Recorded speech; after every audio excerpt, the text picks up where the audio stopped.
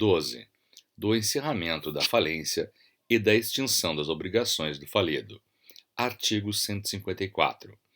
Concluída a realização de todo o ativo e distribuído o produto entre os credores, o administrador judicial apresentará suas contas ao juiz, no prazo de 30 dias.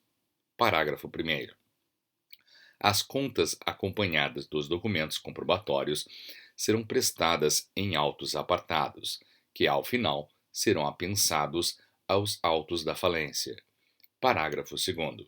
O juiz ordenará a publicação de aviso de que as contas foram entregues e se encontram à disposição dos interessados, que poderão impugná-las no prazo de 10 dias. Parágrafo 3º.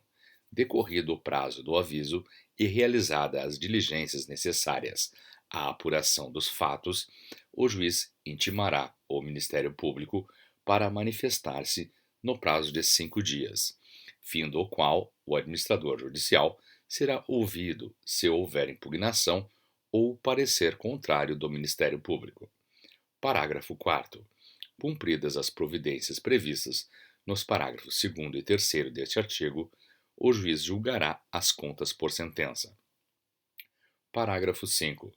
A sentença que rejeitar as contas do administrador judicial fixará suas responsabilidades, poderá determinar a indisponibilidade ou o sequestro de bens e servirá como título executivo para indenização da massa.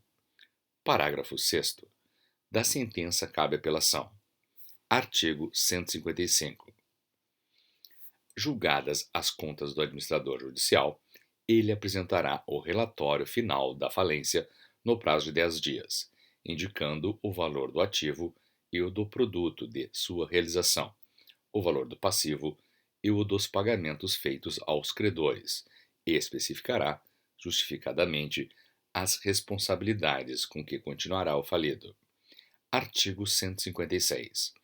Apresentado o relatório final, o juiz encerrará a falência, por sentença, e ordenará a intimação eletrônica às Fazendas Pública Federal e de todos os estados, Distrito Federal e municípios em que o devedor tiver estabelecimento e determinará a baixa da falida no Cadastro Nacional da Pessoa Jurídica, expedido pela Secretaria Especial da Receita Federal do Brasil.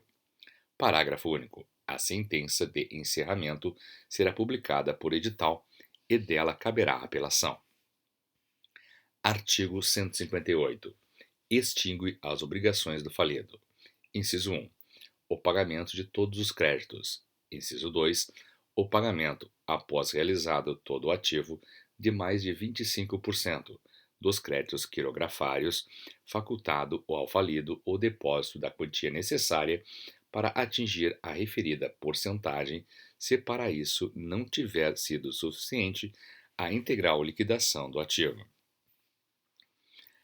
Inciso 5. O decurso do prazo de 3 anos, contado da decretação da falência, ressalvada a utilização dos bens arrecadados anteriormente, que serão destinados à liquidação para a satisfação dos credores habilitados, ou com pedido de reserva realizado. Inciso 6. O encerramento da falência nos termos dos artigos 114-A ou 156 desta lei. Artigo 159.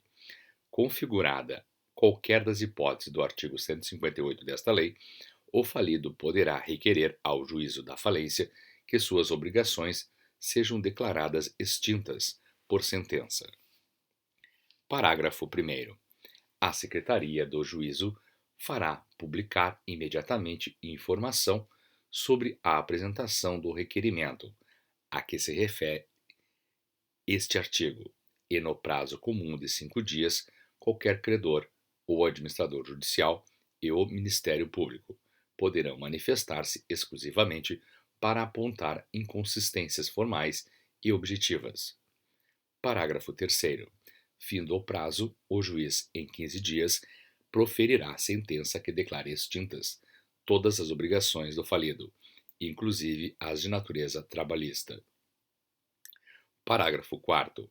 A sentença que declarar extintas as obrigações será comunicada a todas as pessoas e entidades informadas da decretação da falência. Parágrafo 5º. Da sentença cabe apelação. Parágrafo 6º. Após o trânsito em julgado, os autos serão apensados aos da falência. Artigo 159-A. A sentença que declarar extintas as obrigações do falido, nos termos do artigo 159 desta lei, somente poderá ser reincindida por ação rescisória na forma prevista na Lei 13.105, Código de Processo Civil, a pedido de qualquer credor, caso se verifique que o falido tenha sonegado bens, direitos ou rendimentos de qualquer espécie anteriores à data do requerimento, a que se refere o artigo 159 desta lei. Parágrafo único. O direito à rescisão, de que trata o caput deste artigo, extinguir-se-á no prazo de 2 anos, contado da data do trânsito em julgado da sentença de que trata o artigo 159 desta lei. Artigo 160. Verificada a prescrição ou extintas as obrigações nos termos desta lei, o sócio de responsabilidade ilimitada também poderá requerer que seja declarada por sentença a extinção de suas obrigações na falência. Capítulo 6. Da recuperação extrajudicial. Artigo 161. O devedor que preencher os requisitos do artigo 48 desta lei poderá propor e negociar com credores plano de recuperação extrajudicial. Parágrafo 1º. Estão sujeitos à recuperação extrajudicial todos os créditos existentes na data do pedido, exceto os créditos de natureza tributária e aqueles previstos no parágrafo 3º do artigo 49 e no inciso 2º do caput do artigo 86 desta lei, e a sujeição dos créditos de natureza trabalhista e por acidentes de trabalho exige negociação coletiva com o sindicato da respectiva categoria profissional. Parágrafo 2º. O plano não poderá contemplar o pagamento antecipado de dívidas, nem tratamento desfavorável aos credores que a ele não estejam sujeitos. Parágrafo 3º. O devedor não poderá requerer a homologação de plano extrajudicial, se estiver pendente pedido de recuperação judicial, ou se houver obtido recuperação judicial ou homologação de outro plano de recuperação extrajudicial há menos de 2 anos. Parágrafo 4º. O pedido de homologação do plano de recuperação extrajudicial não acarretará suspensão de direitos, ações ou execuções, nem a impossibilidade do pedido de decretação de falência pelos credores não sujeitos ao plano de recuperação extrajudicial. Parágrafo 5º. Após a distribuição do pedido de homologação, os credores não poderão desistir da adesão ao plano, salvo com a anuência expressa dos demais signatários. Parágrafo 6º. A sentença de homologação do plano de recuperação extrajudicial constituirá título executivo judicial, nos termos do artigo 584, inciso 3 do caput, da Lei 5.869, Código de Processo Civil. Artigo 162. O devedor poderá requerer a homologação em juízo do plano de recuperação extrajudicial, juntando sua justificativa e o documento que contenha seus termos e condições, com assinaturas dos credores que a ele aderiram. Artigo 163. O devedor poderá também requerer a homologação de plano de recuperação extrajudicial, que obriga todos os credores por ele abrangidos, desde que é assinado por credores que representem mais da metade dos créditos de cada espécie abrangidos pelo plano de recuperação extrajudicial. Parágrafo 1º.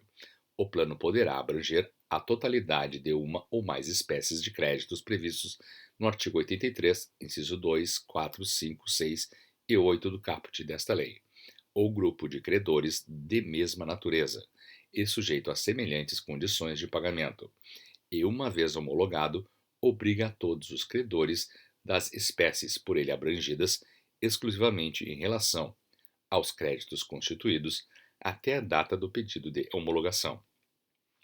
Parágrafo 2º.